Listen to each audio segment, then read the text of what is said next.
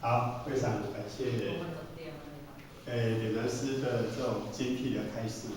我想最受益的还是在座的你我。那在这样的法会因缘里面呢，事实上它可以切入我们在修办道中我们的内心里面的一种转折点。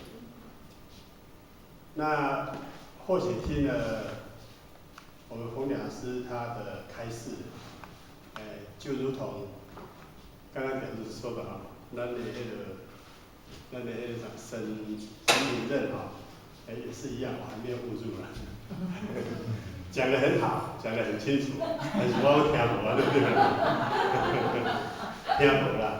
真正的哈，听没有啊，没有，但是没有两种的解释，一种是真的你不懂，真正听无。哦，你讲啊讲的哈，阿头起一个安尼有无？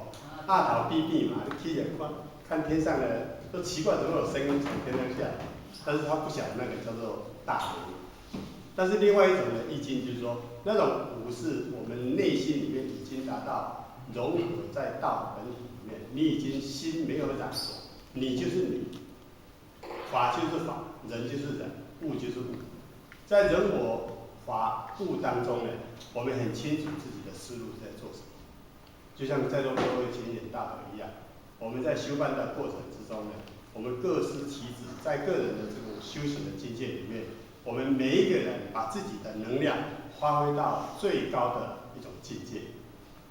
那每个人所发挥的境界，我想不一定是尽人相同，但是呢，在本意上是相同的。不管是小圣、中圣、大圣，一直到最上圣，到佛的本位当中，其实它本体是相通的。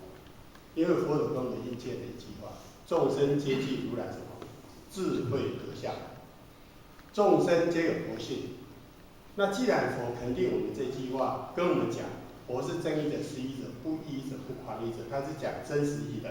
就像我们点文师跟我们讲，是不是真实义？绝对是真实义。但是问题是说，当这个真实义在法的一种关照之中，我们受的人，每个根基不一样。随处、随个人、随因缘、随思维不同，而产生了不同的一种形态。所以或者是觉得说，释迦牟尼佛他有没有讲？有，讲了多久？49年。三藏十二部经典在49里面的论述了你几十世你都读不完，那是不是有？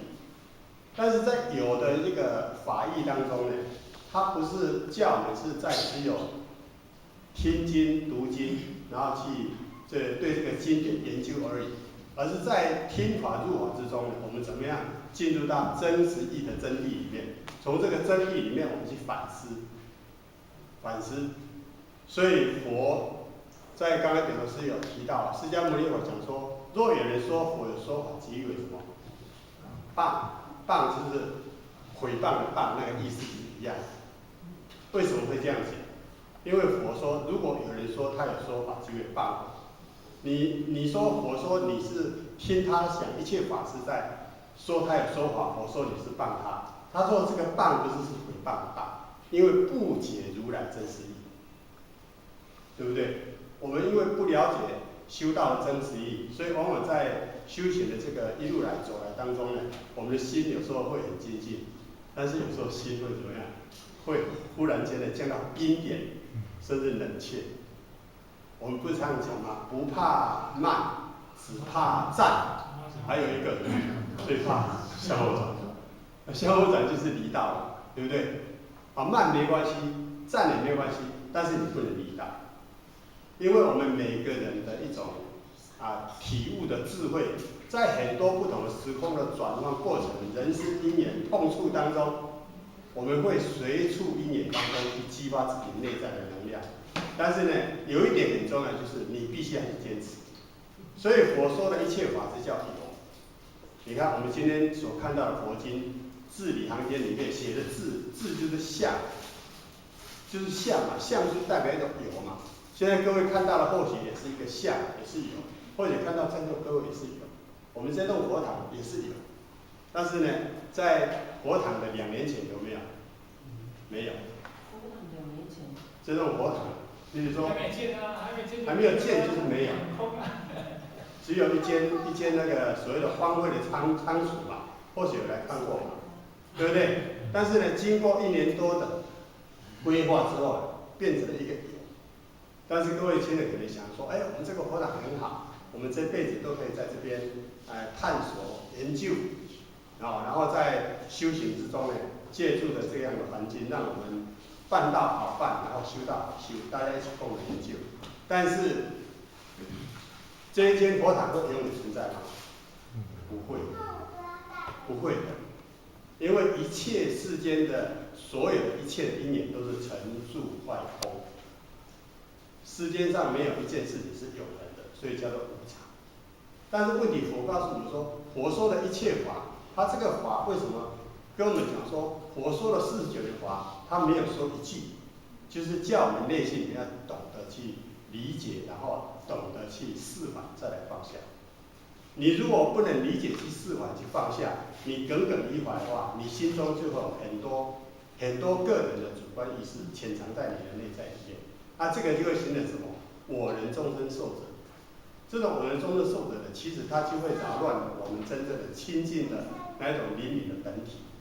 所以佛说到最后就告诉我们说，佛说的一切法都是空，空就是没有，没有。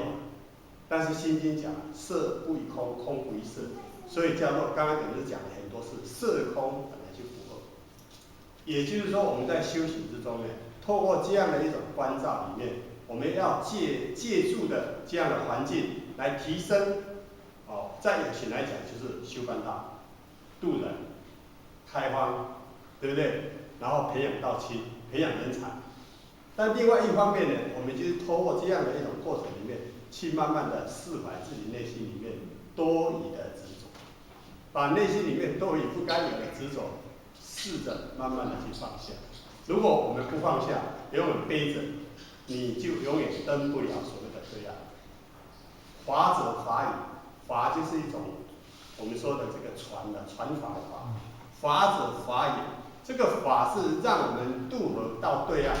那这个法是让我们研究之后理解的我们所谓的修行生命的真实意义。但是这个是一个工具，你必须在一个因缘当中到达了目的之后呢，你也是要怎么样，通通把它放下。所以世间一切法呢，它是给我们在这一辈子当中呢，能够增上缘，好好的去善用，让我们去增长我们今天修行的一种内在的一种基础的培育而已。但是呢，到了真正的因缘成熟之后，该放则放。点传师没有放弃了在台湾的这样的一种这种快乐自由，然后呢很愉悦的生活的这种状态的这种环境呢，他到了泰国，到菲律宾，到了这个中国大陆去。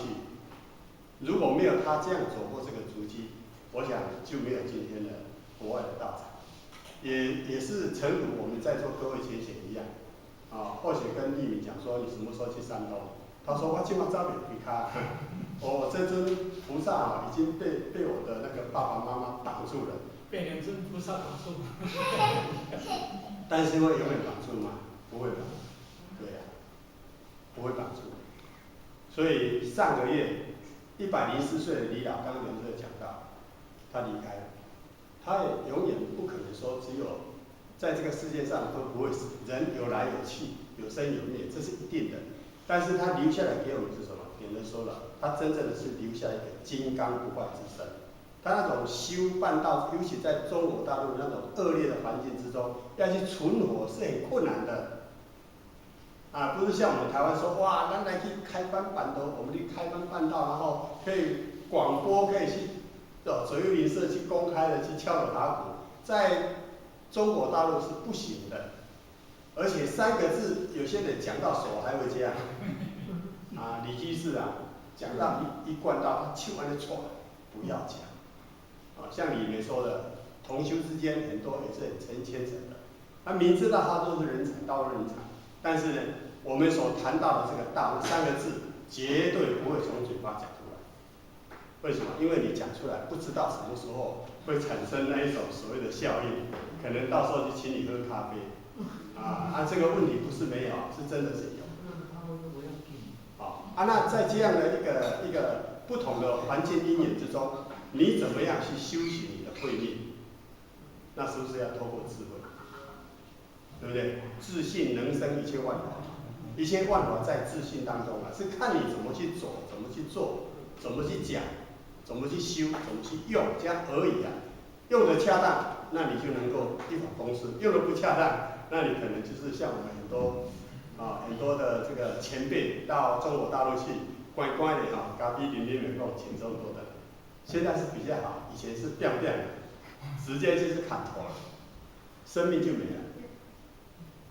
那所以就说，我们今天可能有些比较年轻的又能够走这条路，甚至还会回归到以前的这个所谓的中国大陆去那边学习，这一定是有因缘所以在这个修行的当中呢，或者师兄觉得说，要对自己的这个慧命负责，对自己的生命负责，不要辜负了点老师对我们的一种期待，也不要辜负了前人对我们的一种期许。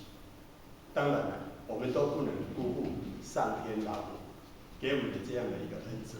在这有生之年当中呢，我常常会自己去想，因为或许跟点老师都是属羊的这里有几个属羊的亲戚种。你信仰是不是？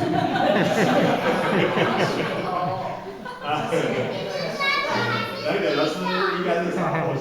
你信仰不属羊有没有属羊的？系长系你主人我。都没有。那还好，我们还有2只羊你想想看属羊的，1955年生的，44年次，今年62岁，人生75来稀，现在几年？10节很快就过去了。我记得刚刚去大陆，现在好像这一年又要过去了10月2号过去，再过可能1个月，我又要回来。为什么？过春节。那这样1年就过去了。那你想想看，从70到60几当中，其实是短短几年，很快就到了。那你的生命是不是在无常之间？那如果这段期间我们没有真正的去善加的去好好的善用它，有时候等到说你洗干净你时间有了，你可能可以走了，但是呢，有时候会怎么样？这个心想做，但是身做不了做，真的做不了做。所以或者看到李老，去年跟今年就差非常的多。去年还会稍微走动爬楼梯，今年自从跌倒之后，他就卧病在床5个多月，几乎没有什么吃饭，他的肉质比较萎缩，到最后呢，就是一层皮包着他的骨头，或许也把他的这个下面都存档起来，存档起来，或许想利用时间再把它做一个整理，那将来它就是我们在每一个修办道的道场之中，它可以做一个很直接的一个真实的见证。那加上我们那个基础单位的那个钟博士，他也在为我们李老写他的生平，还有一个政治大学林博士，他们2个都在为了这件事情在为他写他的这个修行的传记。那为什么要这样做？其实呢，一切的这个法，就是告诉我们说，道是真的，道是真的。我们常常不是讲道真什么？理真还有天命真嘛。但是我们嘴巴一直讲道真、理真、天命真，其实我们的心真不真？心真一切真，心假一切假，对不对？你如果心是真的，像我们春贵兄那一次车祸那么严重，又要叫警，又要叫火，但是道场表演照表演或许对他也是很敬佩。我们道场很多前也是这样子那今天或者听到我们的这个郭林任本老师的开示当中分享他们一路走来的修行的心理路程，这个都是我们外人所不能够去体悟的，只有当事人去感受那种酸甜苦辣、那种风霜雨露的那种刺激。那为什么愿意这么去做？我们无非就是要让自己的慧命将来能够回归，最后还是要放下。所以呢，因为或许不会讲《金刚经》或许是很喜欢听表示讲那或许只是借这样的一个感触来跟大家做一些分享。不过呢，还是希望就是说，在中国大陆，尤其在或许青岛住的地方呢，很需要天师公办的前线。好，我们道场人才那么多，或许跟讲师报告说，应该是说各位前贤，如果说可以安排的话，能够到青岛，青岛算不错的。青岛的这个红瓦绿树、碧海蓝天，真的是很不错。是现在零下2度而已，这样子，沙给钱滚呀都开过了啊。但是最重要就是不管那个气候是怎么样的变化，我们在热带住习惯，到那边虽然不适应，但是有一个支撑点，就是我们内心的道，支持着我们一直向前走。所以希望除了李斌以外在座还有各位我们的那个真理的真妈妈能够还有在场各位在这里诚挚的邀请能够到青岛去，因为青岛现在以目前来讲呢，除了推广国学以外，最重要的就是道路的拓展。李老归空之后呢，李老亲自已经有交办了一件事情，就是将来他的道场要由后学去做承前交易，但是呢，后学觉得自己能力绝对是不够，所以希望我们讲师一定要别让他过太广中国大陆不能只有到泉州去了原来功力有够强的那边又有保美，又有很多其他单位讲师在那边可以互相支援，但是在山东青岛只有后学跟简单的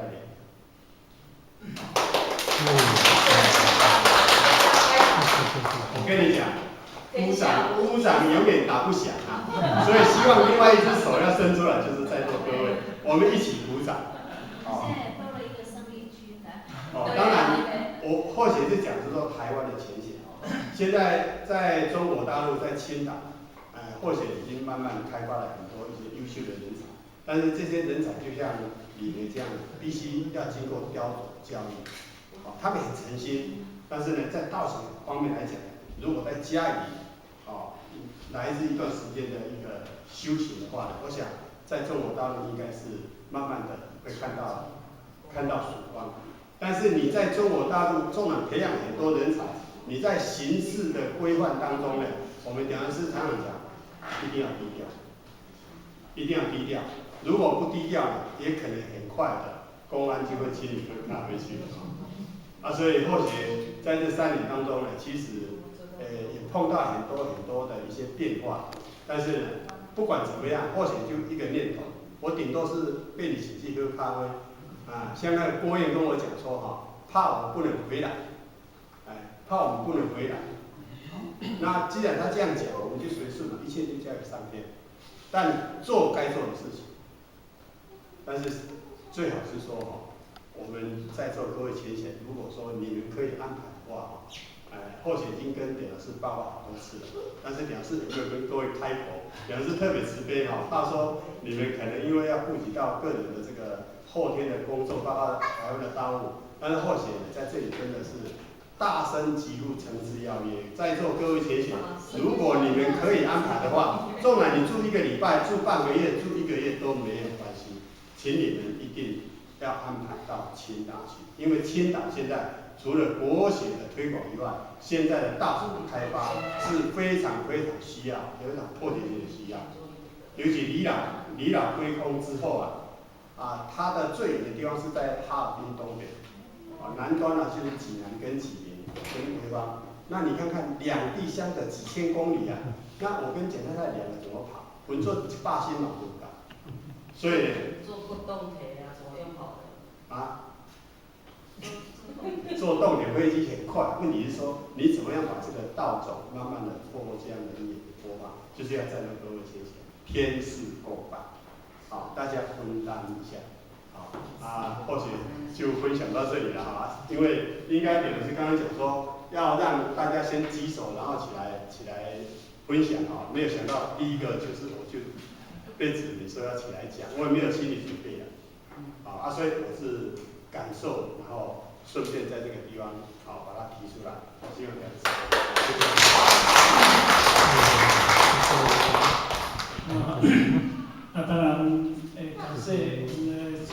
哈，以及我们的前台哈，因为3年前到青岛去，那经过于3年的努力，那我们都看到一展的曙光。尤其我们的简老师到青岛，受到大家热烈欢迎。里面你说是不是啊？是的哈，因为里面呢跟我们做一个印证哈，跟我们印证。那当然，长期的付出，长期的努力，长期的都无怨无悔的足以耕耘不以收获。所以我们大家能够以我们的简老师与徐老师2位大胆的借鉴，我们也能够走出去。因为现在目前有几位道亲，陆陆续续都已经在退休了，甚至有的也退休了。那当然，我们的简老师与徐老师一直在呼唤他们需要我们去做一个务实。一个前提之下，道学要充实，因为青岛这个地区，也不是3良山，也不敢3良山，因为他们。可是你不要讲他们，不会，那你试试看就知道了，好了。因为我不勉励，我不鼓励，大家认为说起放那2年了呀，有2做2，这个领导很高哈，那留下1步哈。所以希望各位了哈，能够在道学，无论如果你在如果你在《六坛经》《金刚经》或者是《道德经》，能够在这些经典《大说孟府》里能够做深入，基本上他们非常需要这些东西，这个或许的感受真的感受。那当然，今天时间到了哈，我们今天就讲到这里了哈。这第一个问题呢，因为明天我们就到高雄去参加周经理大媳妇周经理大媳妇告别仪式。那么爱祥的人才爱祥人才穿这件穿这件衣服。那如果天气凉了，你们能够一件外套。那外套呢？那我们就要公祭的时候，我们就把外套脱起来就好。因为明天到高雄。